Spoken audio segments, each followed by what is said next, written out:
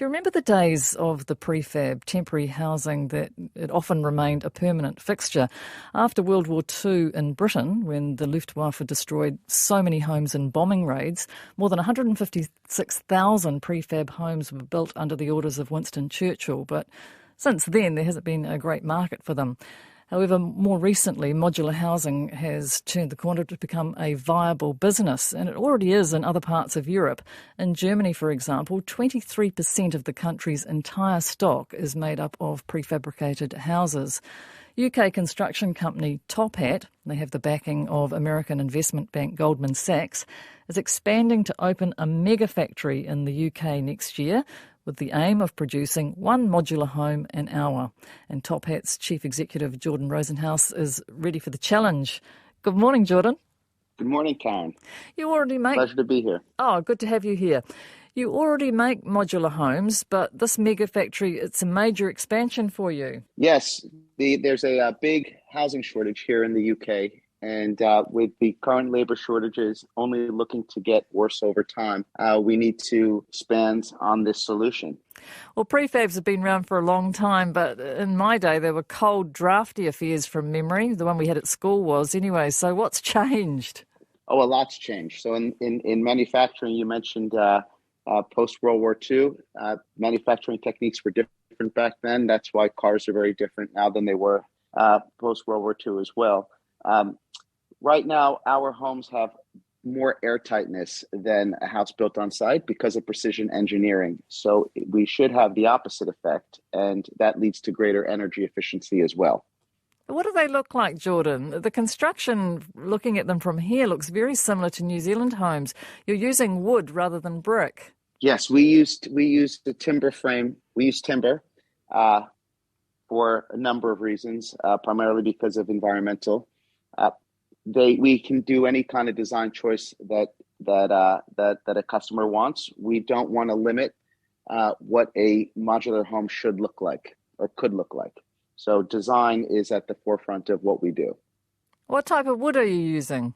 We use, to get the precision that we need, we use certain types of wood that's treated to be super dry and super straight. So it has a lot of structural integrity and tolerance that exceeds what you would find in a timber frame house built on site as well. Do you have any issues with building materials? We have a plasterboard scarcity here at the moment. Have you got any problems with getting materials?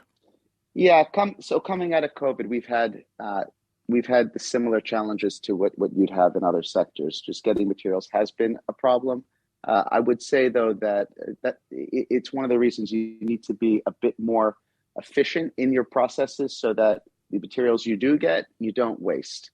And again, that's one of the things and benefits that you can get in manufacturing that are hard to get built on site. You talked about the energy efficiency, and is factory built more efficient than on site? Absolutely, for a number of reasons. One, the build process incorporates less waste. You don't have as much vehicle movements, so it cuts down on traffic. You get better air tightness with precision engineering, so the homes are run more efficiently with the energy that you do have, with the data that you can collect over time, there's certain things that you can design in and out to make them even better, which is why manufactured products usually get more efficient and better to produce over time, versus what you usually see on a construction site, which is pretty stagnant. And you have energy targets to meet in the UK by 2030. Yes. Well, there's future home standards that are coming out in 2025 before then. And we think that modular housing, specifically volumetric, which is what we specialize in, which is bringing pretty much the whole house with finishes to site, is the best way to reach those targets. So this is right around the corner, and people need to think now of what they're going to do.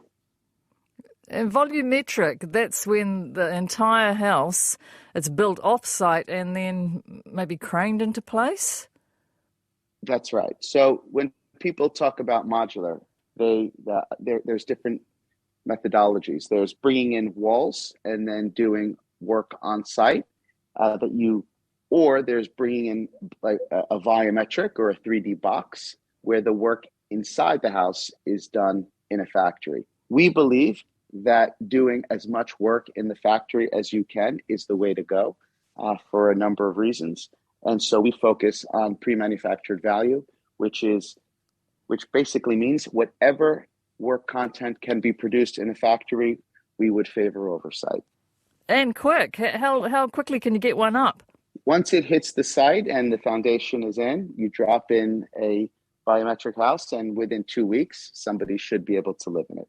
Amazing. I've seen pictures of them, Jordan, and they look, well, they just look like a normal house, don't they? And people can't tell the difference. It's very important because when you're in manufacturing, it works best when you're making something that looks very consistent. But with property and with homes especially, there needs to be some form of design choice. And so it's one of the reasons why in the past, volumetric hasn't really, or modular hasn't really taken off the way that traditional construction has.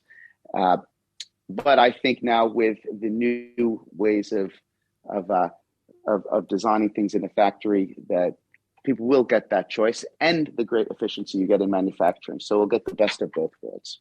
I laughed about the look of the 3D printed bricks because most of the houses in the UK are brick, but you can do a 3D version of that. Yeah, that's right. It's another big problem in the supply chain right now, and many builders are facing brick shortages. Bricks are also not great for the environment, so we wanted to come up with a solution. And in the UK, brick is an important building product, and right now we have an alternative that has the same characteristics and look and feel of brick, only it's easier to produce. Why would you want that, though? Why don't you just have a timber exterior?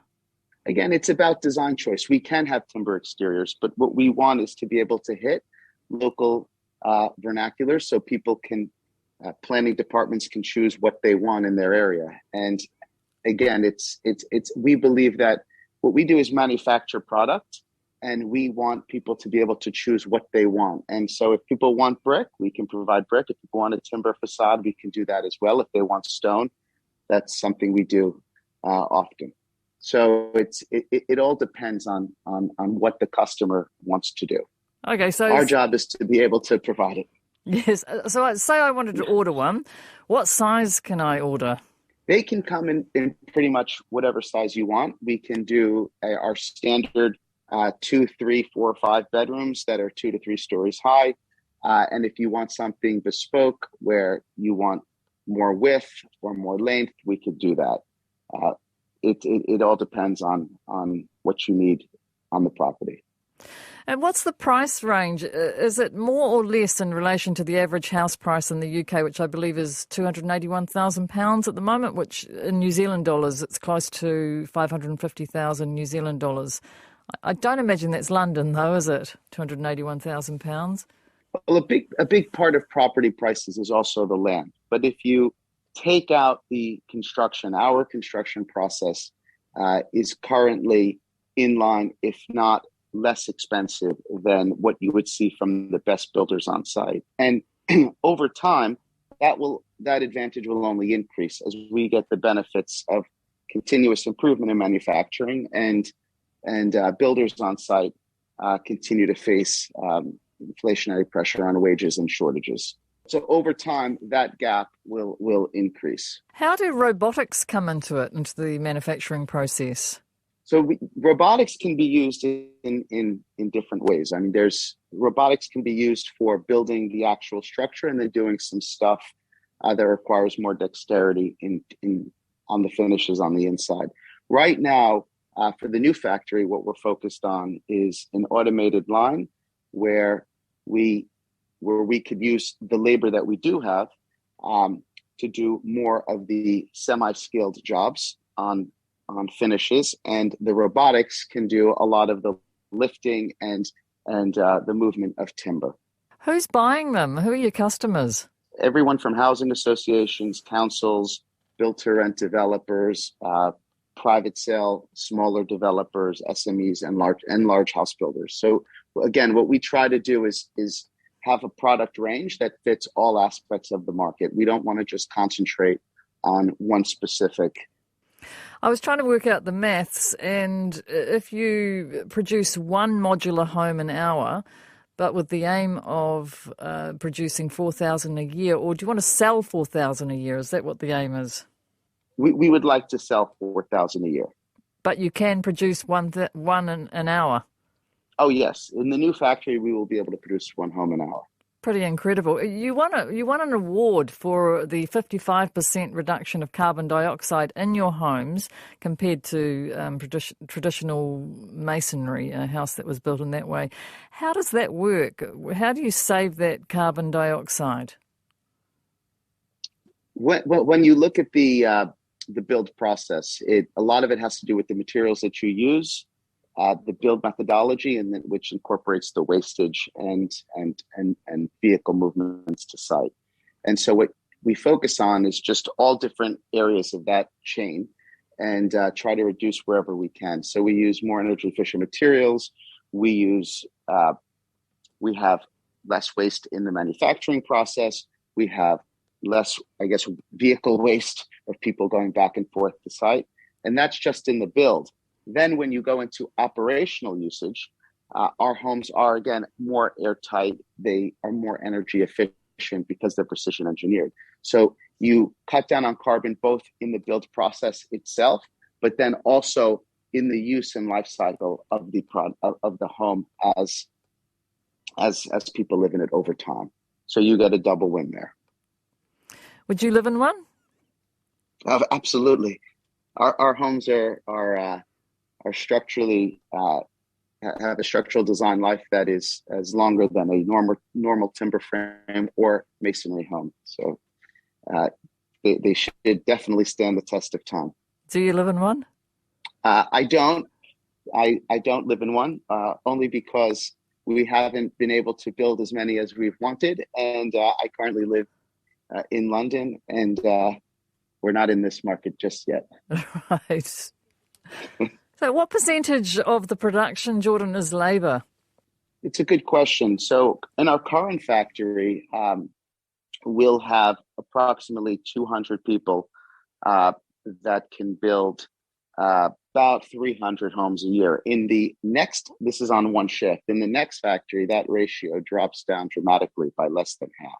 And so, again, over time with manufacturing, there's certain things that you can automate. And what's important to us is that what we're taking out of the labor equation are difficult jobs that people don't want to do. And so we maintain the semi-skilled aspects of the labor force, but the more difficult jobs, which also are health and safety, there could be health and safety risk, we try to automate as much as possible.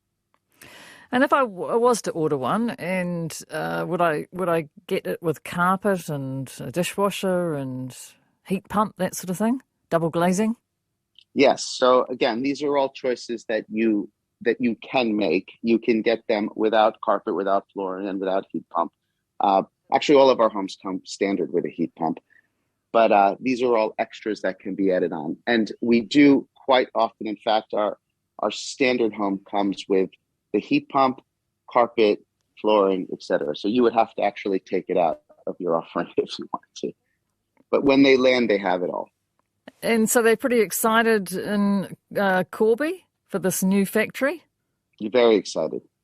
It's a lot of jobs, and I think they're great jobs and an exciting new industry that the UK really needs. And so currently the people who work in our factory in Derby, it's wonderful to be able to be part of a company that's solving a big part of solving the housing crisis here in the UK. We have over 1 million people on the housing waiting list for council housing, and to be able to come up with a solution like this and provide a good social benefit is something that people are excited about. Well, what's been the driver behind this housing crisis in the UK? Well, the primary reason is that over the last 30 years, housing associations and councils haven't been building enough homes, and the private developers haven't uh, filled up that excess demand.